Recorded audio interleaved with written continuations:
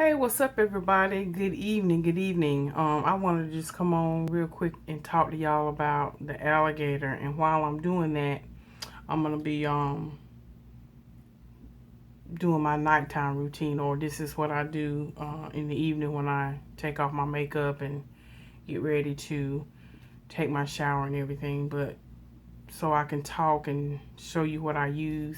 We can do all this at one time, multitasking. As y'all can tell, I'm very tired. I got off work late tonight. So anyway, I wanted to just come on and talk about this alligator that attacked and killed this 2-year-old little boy at the Disney World or Disneyland Park there in Orlando. I mean, oh my God, y'all. What a tragedy. I can't even imagine. Y'all would have to put me in a straitjacket. I mean, if it happened to one of mine, I just can't even imagine. But anyway, I'm going to just tell y'all about the products. I've started with the Mary Kay line. When I do treatments on my skin, I like to use the whole entire line. Like if I use Clinique, I use that whole line. But I went ahead on and got the Mary Kay treatment, cleansing, toning, moisturizing. So that's what I'm gonna be using. But and this one is called the Time Wise 3-in-1 cleanser. So we're gonna just start with that. But first, before we start with that, I'm actually gonna I just buy these unscented baby wipes from the Dollar General. I mean, $1.75. It does the job. All I need is like 3 or 4 of them, and my makeup is off. But anyway, like I said, I'm gonna just be talking while I'm doing this. But y'all, let me just say something. That was such a tragedy. Oh my God. And can we talk? I mean, let's just be real. This is not to condemn, to point fingers of the blame, but here it is now. We dealt with the little boy falling down in that gorilla entrapment. And of course they had to kill a gorilla, which was the right decision. And now this boy in Orlando. And I still don't know what the exact story was as to why the little boy and his father and mother or family, whatever, were that close to the water. Because my understanding, based on Disney, there are signs, and they also showed that on the news. I'm a Good Morning America woman. How about y'all? And the gist of the story is this family of 4 from Nebraska came down to Disney World, Disneyland, for vacation. And again, it's not clear to me. We were talking about this at work. It's not clear to me if the little boy and his family or whatever were getting ready to take a picture, do a little family video. I'm not even sure at this point what they were doing. So close to the water. And they were actually in the water. The reports say the little boy was wading in the water. And the father indicated that he turned around for a split second and he heard a clamp, a splash. And of course, at that point, he saw that the alligator had snatched up his little boy, and he tried to wrestle the alligator, and so did the mother, but to no avail. The alligator got the best of the little boy and drug him under. And I said, oh my God, now you got this mental picture of this alligator grabbing your child. You got this mental picture, and then you couldn't release your child from the jaws of that predator.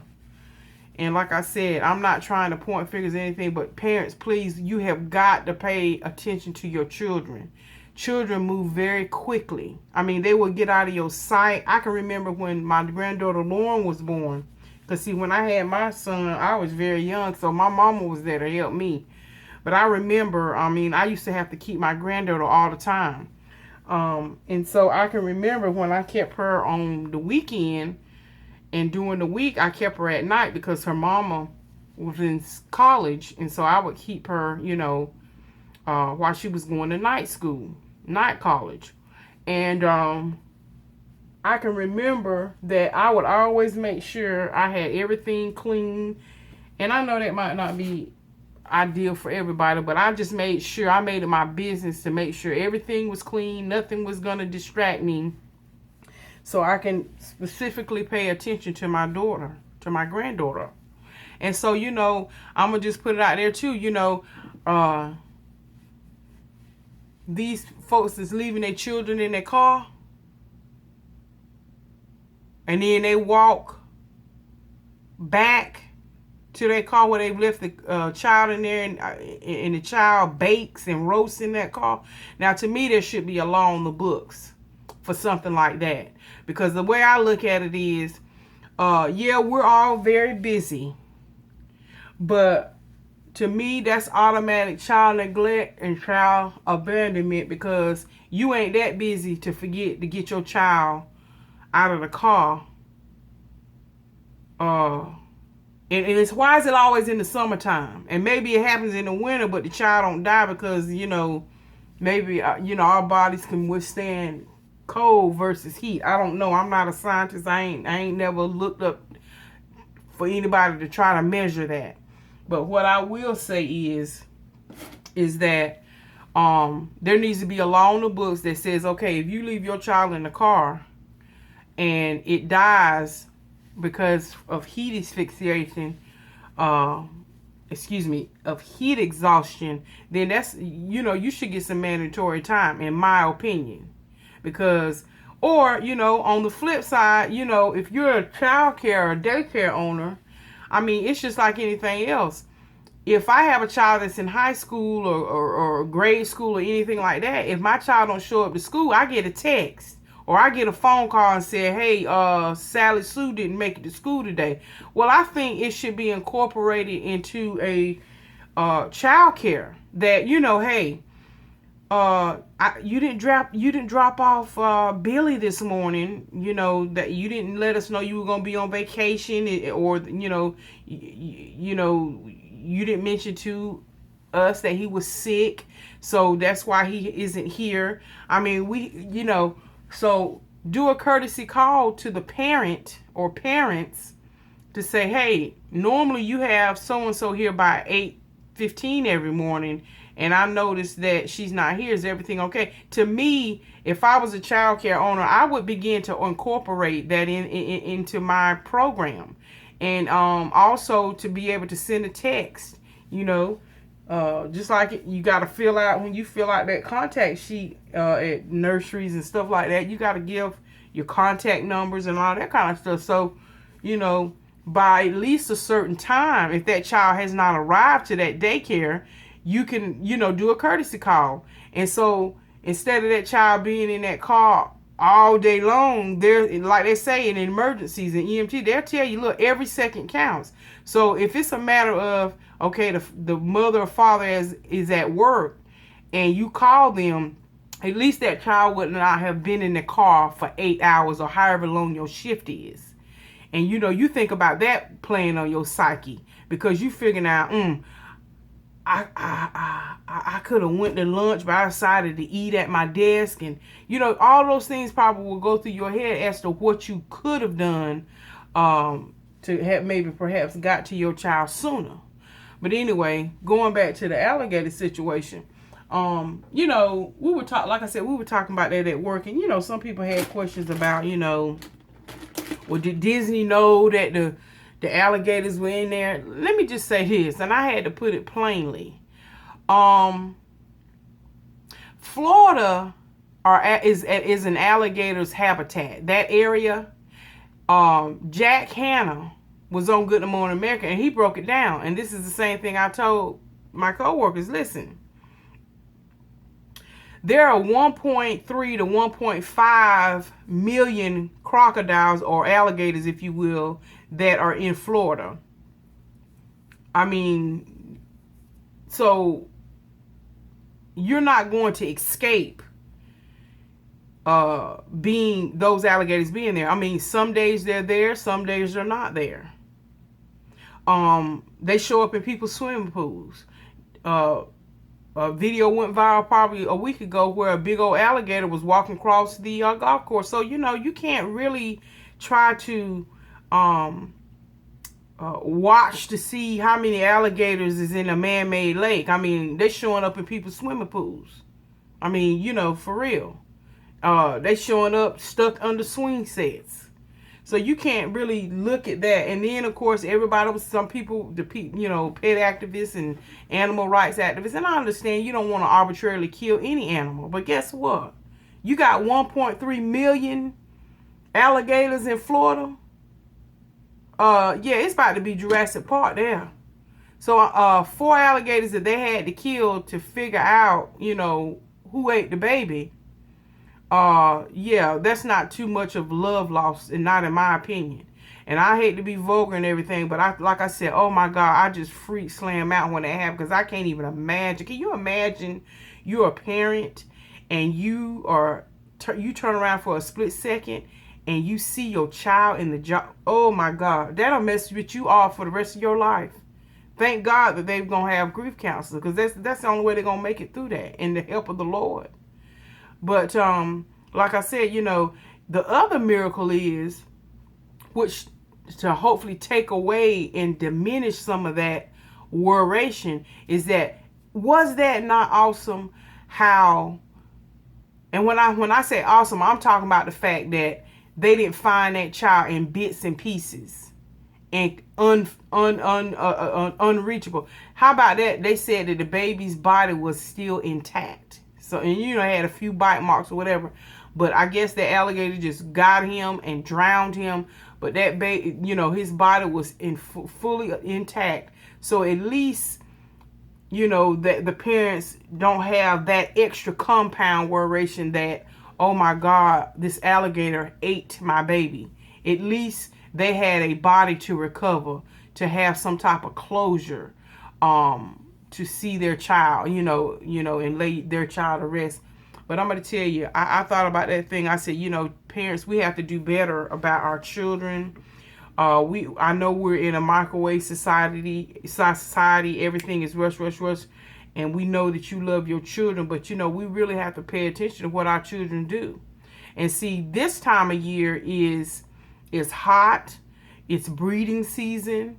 It's in that time of night, they was out there like at close to 9 o'clock at night, and they was out there on water's edge. And that's where alligators, according to Jack Hanna, he said that these alligators, that's what time they feed, and they go on the prowl looking for their food. So, you know, I think too, let me just touch on this, and you know, again, you know, let's just pray for that family, for their healing of their mind, and that they don't wind up sitting in a mental institution rocking back and forth in the straitjacket, because that kind of stuff will sting your mind over the edge, I'm telling you. But here's the other thing I wanted to touch on. This is 13 minutes in. The other thing I want to touch on too is that, you know, again, we better be talking to our children about what is allowed and what is not allowed. Because I'm gonna tell you, you gotta, we as adults and stuff, we need to also understand, yeah, we have dominion over things, but let me just tell you this, wild animals is exactly what they are. They're wild animals, and we better learn how to respect them, just as they have a respect for human beings as well. But, you know, treating wild animals like they're our domesticated pets. And I'm gonna tell you about that situation. It was years ago about that. I don't know if y'all remember, it was in the news. It was horrible. Another horrible. This lady had a chimpanzee as a pet, a home pet and all that, and they dress them up in bonnets and diapers and all that kind of stuff. Okay, well, her friend, you know, the chimpanzee knew her friend, and so her friend, you know, would come over there and visit and everything. Okay, well, her friend decided to change her hairstyle, and she got a different type of hair doing the haircut. Well, let me tell you, yeah, that monkey, that chimpanzee went crazy. So when that woman got over there and that monkey didn't recognize that she had cut her hair, honey, that monkey went, what? That woman, that monkey went off, beat that woman to a pulp, literally. And for years, she had to have constructive surgery. And after that monkey finished with her, let me tell you, honey, she had a tube coming out the middle of her face. And I'm not saying that to be funny. I'm serious. She had a tube coming out the middle of her face because that monkey had mauled her. So that's why I say you have to respect these animals out here. You can't just be think you're going to sit on the water's edge and it's got a sign. You better tell your children you can't jump into the ocean, sure, because SpongeBob ain't in there. Like I said, this was a tragic accident, but it also is an indictment. It really, truly is an indictment on us as parents that we have to be more careful. We have to do better about our children and watching our children. I think it was a couple of weeks ago, this lady, she had a brand new baby. She had a toddler. She went to the mall. Okay, she was in the food court. She was tending to what I'm using now, y'all, is the Mary Kay. It's an eye makeup remover, just oil and water solution. And she was in the food court, and while she was tending to her toddler, okay, a woman walked up and snatched her. It was a newborn baby. That baby still had hospital scent still on that baby. That baby was a brand new baby. They said that baby, I think, was like 10 days old. Sidebar, when did we start taking babies out that early? At 10 days old. And then back in the day, shoot, some babies were born, their eyes were still closed. Anyway, I'm getting off track. But what I'm saying is, and all she did was turn, and they had it was on surveillance. It was on surveillance. They showed. And the woman got all the way to her house because what happened is the surveillance in the parking lot zoomed in on her license plate, and so they were able to find out where the woman stayed. And so the baby was safe and sound when they got to the house. But, like I said, we have to do better about watching our children. Because I'm telling you, as soon as you walk away for a split, and that's all it takes. For somebody who want to do evil, for somebody who want to do wrong, for somebody that's a human trafficker, that's all it takes. It don't take but a second. So anyway, like I said, let's just keep that family in prayer. And they're still trying to find this alligator that perhaps killed the child. But like I said, unless, that alligator ate part of that child's body, how you going to determine that? That alligator probably gone down another embankment, another river.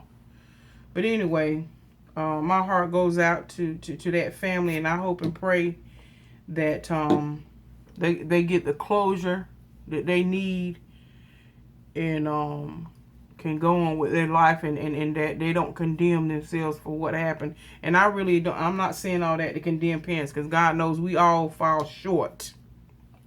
We all fall short. We all fall short. But anyway, we just got to put more of an emphasis on watching our children and making sure that they're always in safe. Because, see, they don't have our intellect. They don't know that it's danger lurking. They don't know that. It's just like with us. Thank God for Jesus, and thank God for God, our Father in heaven, who don't slumber nor sleep. You ain't going to catch him slipping. Because guess what? I thank God that he protects me from danger seen and unseen. Oh, yes, sir. And yes, ma'am. So anyway, like I said, I'm getting ready to use the 3-in-1 cleanser. Got my eyes done. And it's just as gel. But yeah, what's y'all thoughts on that? Like I said, I really hate that happened. Because now they got to live with that. You know, that woulda, coulda, shoulda, that hindsight. God almighty. Woo! Jesus. But anyway, like I said, we all fall short. And then, the horrible, horrible massacre in Orlando. I think it was 49 people dead. Jesus. Help us, Lord. Help us. Now, I don't care what side of the fence you sit on. That wasn't nothing but pure demonic evil. And that's all it was.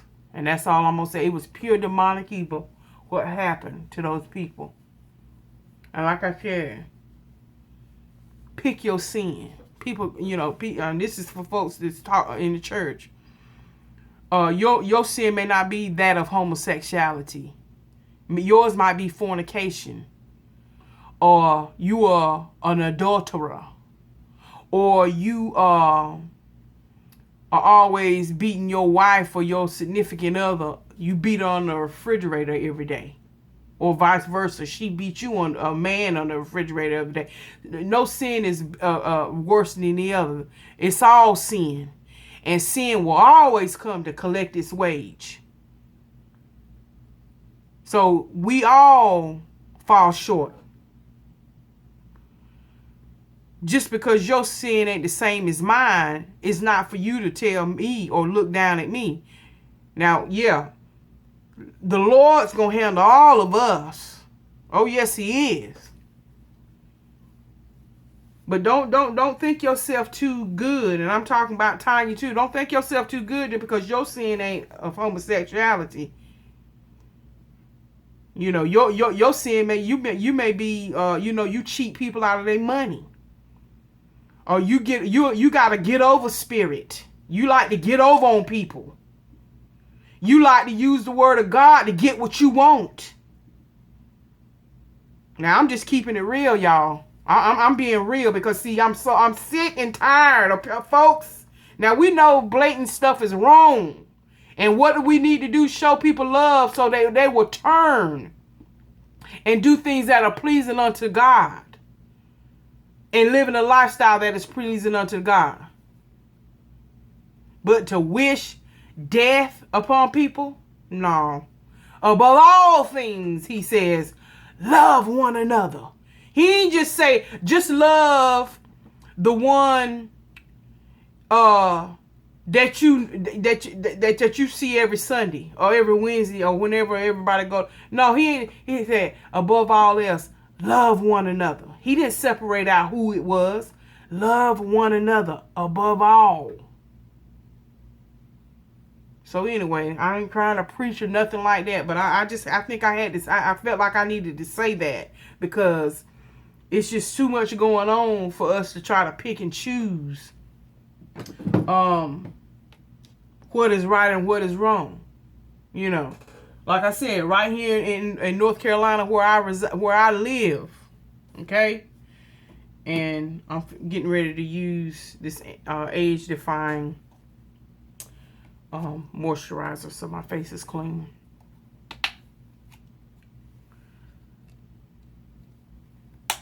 And when I use it, I just rub it in forward and upward so it gets into my skin.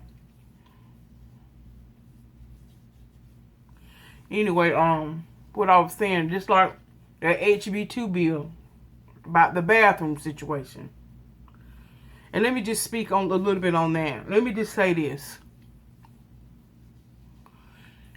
You got people that's protesting about that.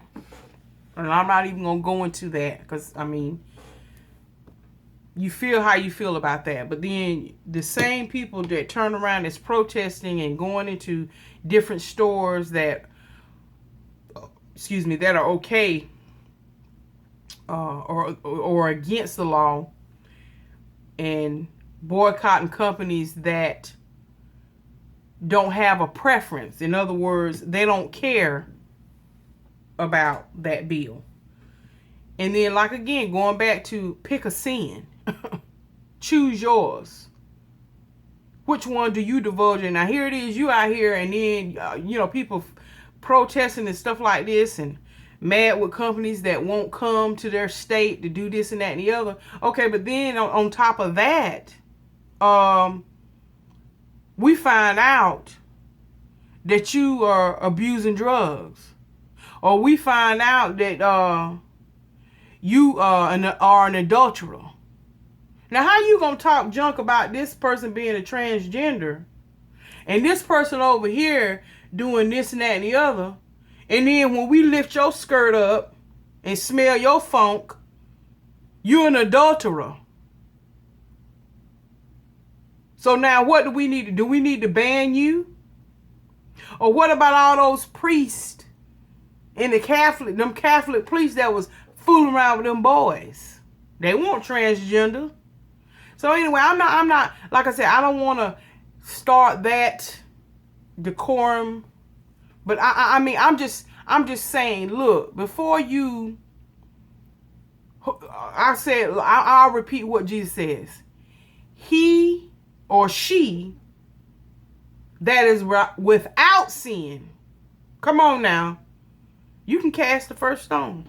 Cast it. If you are a person, male or female, that do not have sin, go ahead, you can cast that stone. Jesus is giving you permission.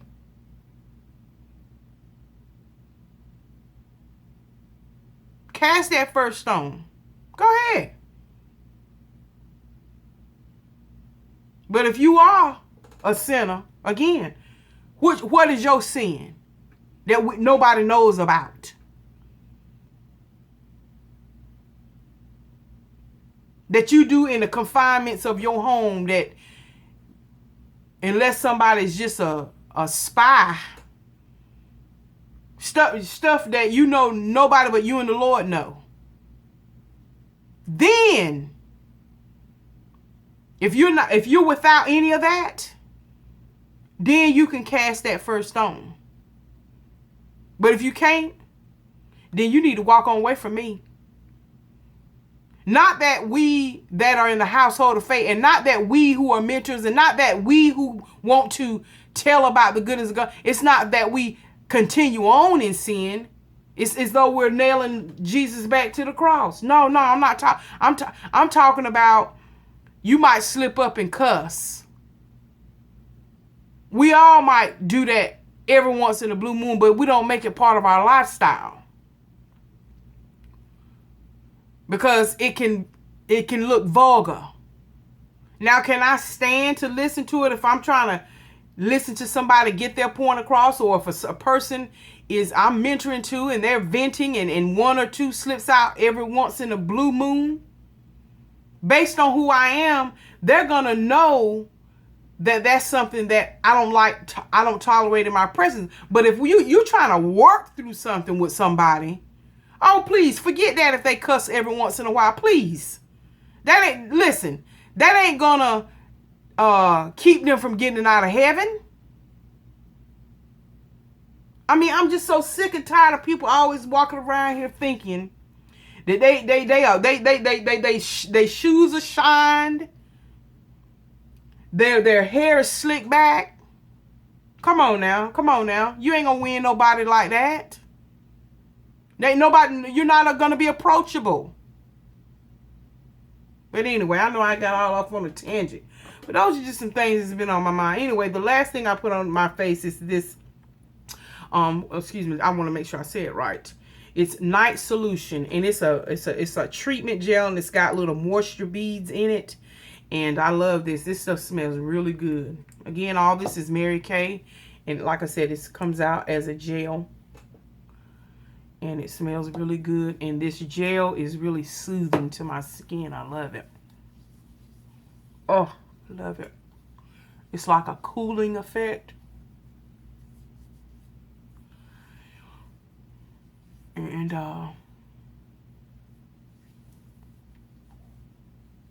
that's my nighttime routine.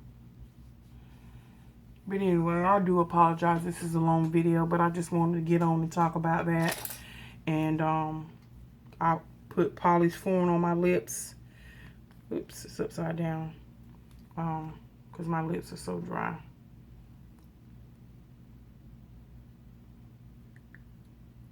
Okay. And y'all, that's it. So anyway, God bless y'all. Hey, y'all stay tuned. Let me show y'all this right quick. Taking my earbobs off. Y'all stay tuned. I'm gonna try to do this video either tomorrow night or Saturday night. I ain't got nothing going on. I might have to keep my granddaughter, so I'm not sure. But about what, a couple of weeks ago when I did a Saturday vlog with me and my mother, and we were in Sally's. This is Curls Unleashed, and they had this little kit for $2.49. Now I have priced this stuff, like the big jars are almost $14 for each type of product. And what's in here is coconut and honey hair milk, a Kia berry, or is it a Sia berry, and banana rinse out conditioner, and a cocoa and shea butter leave-in conditioning cream. So anyway, I'm gonna try this. I'm gonna try this weekend and do a twist out and see how it works. But anyway, it's like I said, it's got three different three different types of products in here, and they're both almost 2 ounces each. It's 1.75 ounce.